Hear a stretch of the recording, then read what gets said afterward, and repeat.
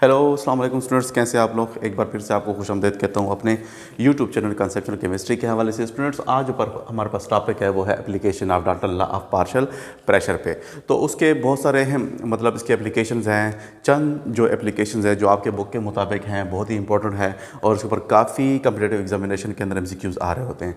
तो सबसे पहले जो इसके 4-5 उसके जो एप्लीकेशंस है उसको आपके बुक के मुताबिक जो है हमारे पास collection of gases over water है। पहला कि ये collection of gases over water का मतलब क्या है। स्टूडेंट्स, आप देखते हैं कि केमिस्ट्री के अंदर हम मुख्तलिफ़ किस्म की केमिकल रिएक्शन कर रहे होते हैं। फॉर एग्जांपल, जैसे आप सोडियम मेटल को स्टूडेंट्स ट्रीट कर रहे हैं किसके साथ, वाटर के साथ, तो क्या बनेगा 2NaOH प्लस हाइड्रोजन गैस बनती है स्टूडेंट्स। तो इस किस्म के रिएक्शन हम कर रहे होते हैं लैब के अंदर और आपके पास डिफरेंट किस्म की गैसेस ऐसे प्रोड्यूस हो रहे होते हैं। तो फॉर एग्जांपल, अगर आपके पास यहाँ पर एक एपरेटस है और इसके अंदर फॉर एग्जांपल ये हमने जो है ना कॉनिकल फ्लास्क लिया हुआ है, उसके अंदर हमने ये केमिकल रिएक्शन फॉर एग्जांपल, इसके अलावा और भी हो सकते हैं, ये रिएक्शन करवा दे जिसके अंदर ये गैस कोई बनी है। अब वो जो गैस यहाँ से बनी है उसको हमने एक ट्यूब के ज़रिए ये जी हम पास करते हैं। यहाँ पर आपने एक बीकर लिया हुआ है जिसको यहाँ से यहाँ तक आपने वाटर का यानी इतना आपने उसके अंदर वाटर भरा हुआ है। अब ये जो नली के ज़रिए वो गैस यहाँ से निकलेगी रिएक्शन करने के बाद, तो जैसे ही वो गैस इधर आएगी स्टूडेंट्स, उसको हम यहाँ से वाटर से पास करते हैं। वाटर से पास करने के बाद आप चूँकि वो नॉन रिएक्टिंग गैस है, ज़ाहिर बात है वो बुलबुलों की शक्ल में यहाँ से ऊपर की तरफ आपको कलेक्ट होगी इस कंटेनर के अंदर। तो स्टूडेंट्स, जाहिर बात है वो जो गैस है जो यहाँ से पास हो रही है बुलबुलों की शक्ल में यहाँ पर कलेक्ट हो रही है, तो उसके अंदर फिर वाटर के वेपर्स भी शामिल हो, क्योंकि वाटर भी तो इवेपोरेट हो रहा है, तो उसके वेपर्स भी यहाँ पर प्रेशर एक्सर्ट कर रहे होते हैं इस कंटेनर के अंदर स्टूडेंट्स।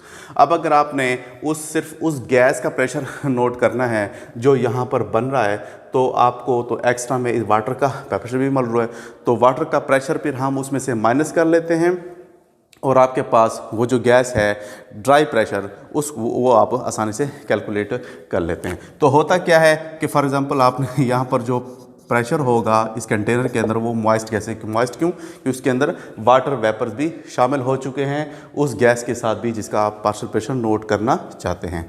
तो partial pressure of dry gas plus partial pressure of water vapours. Water vapours को स्टूडेंट हम अक्सर एक्वस टेंशन से भी लिखते हैं। एक्वस टेंशन भी इसको फिजिक्स के अंदर इसके एक टर्म है, वो भी हम इसके अंदर लिख लेते हैं। तो प्रेशर मॉइस्ट गैसेस जो है, मॉइस्ट गैसेस का जो यहाँ पर जो गैस कलेक्ट हो रही है उसके अंदर तो ड्राई गैसेस भी होंगी जो यहाँ से आ रही हैं और इसके अलावा वाटर वेपर्स भी।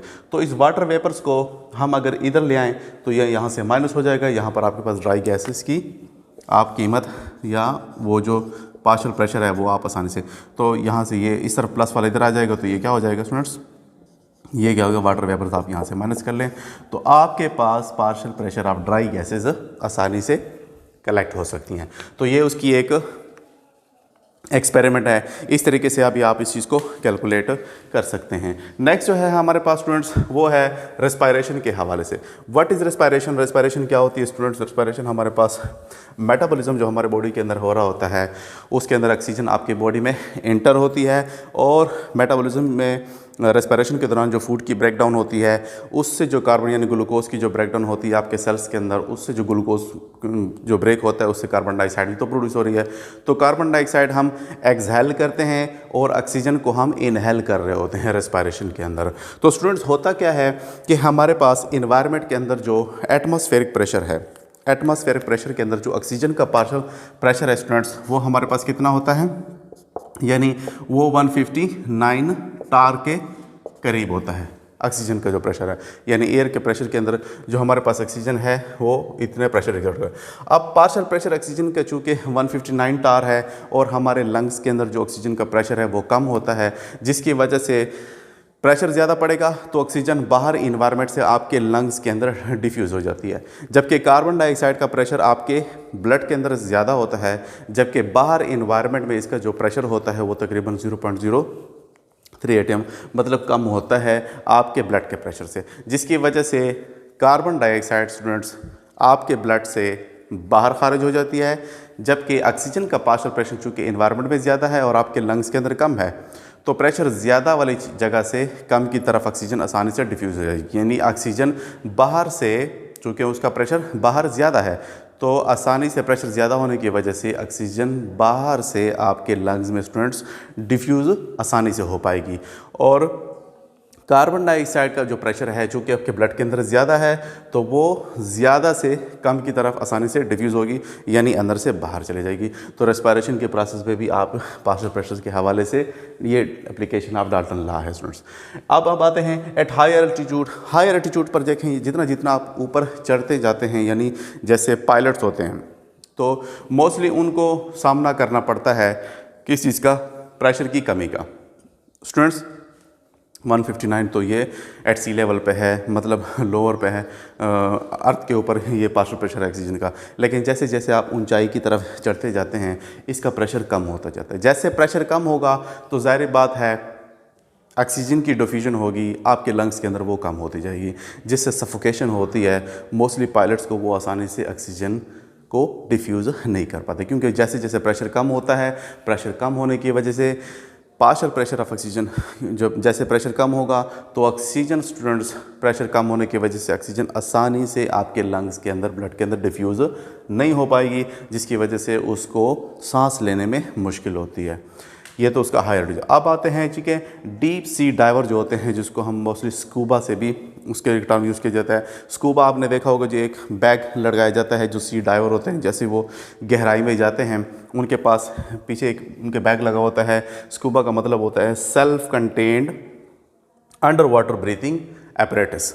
तो ये उन्होंने एक एपरेटस लिया हुआ होता है, और ये एपरेटस में क्या होता है स्टूडेंट्स, होता क्या है असल में कि जो डीप टी सी डाइव होते हैं, जैसे जैसे आप देखें ना, अगर आप ऊपर की तरफ जा रहे हैं तो प्रेशर में कमी हो रही है, लेकिन जैसे आप गहराई में जाते हैं, डीप में जाते हैं, तो ऑक्सीजन का प्रेशर बजाय कम होने के मज़ीद बढ़ता जाएगा।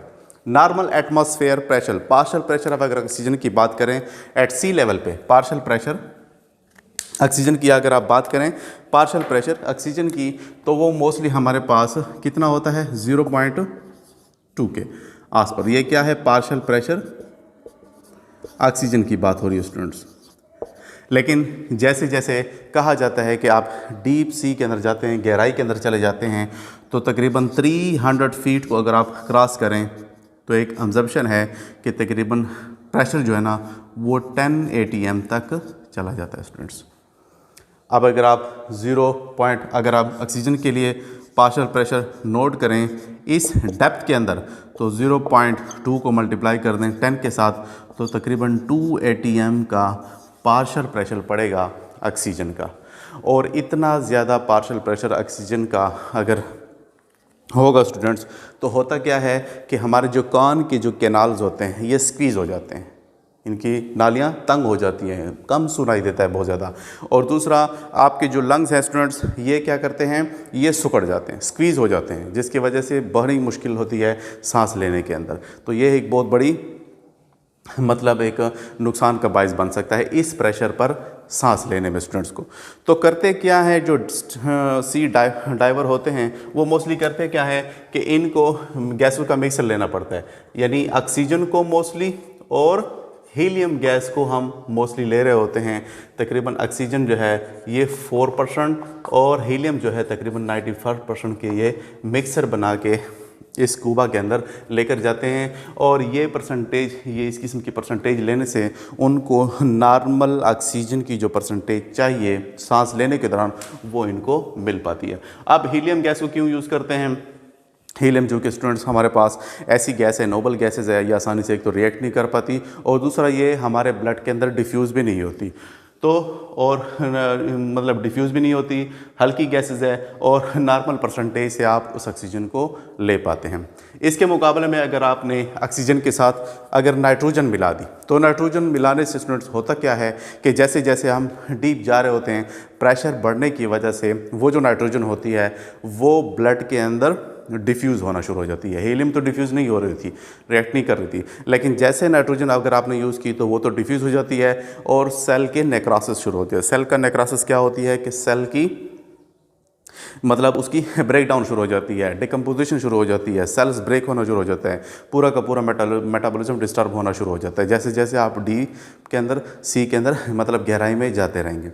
नेक्स्ट होता क्या है, अगर यही नाइट्रोजन आपने इसके अंदर मिलाई हुई है स्कूबा के अंदर, और जैसे वो जो सी डाइवर होता है वो अचानक से, मतलब जैसे वो नीचे से ऊपर आने की कोशिश करता है, तो नीचे से ऊपर जाएगा तो प्रेशर में तो कमी होगी। जैसे प्रेशर में कमी होगी स्टूडेंट्स, वो जो नाइट्रोजन है जो कि ब्लड के अंदर शामिल हो चुकी थी, वो क्या होगी, वो दोबारा से निकलना शुरू हो जाएगी और बुलबुलों की शक्ल में, बबल्स की शक्ल में। अगर ये फॉर एग्जांपल आपकी वेन है तो वो जो बुलबुले होंगे वो चूँकि ज़्यादा मिकदार में आपके ब्लड के वेन्स के अंदर बनेंगे, तो ये ब्लड का जो फ्लो है उसको स्टॉप कर सकते हैं, जिसकी वजह से क्या होता क्या है कि हमारे जो उनके डाइवर्स होते हैं, उनके जो जॉइंट्स होते हैं वो लॉक से हो जाते हैं, जिसको हम बेंड्स कह रहे होते हैं। इन लॉकिंग की वजह से उनको बहुत ज़्यादा मतलब मुश्किल का सामना होता है और ये बेहोश तक हो सकते हैं, इनके मरने का ख़तरा तक होता है। इसी वजह से फिर उसको हम मोस्टली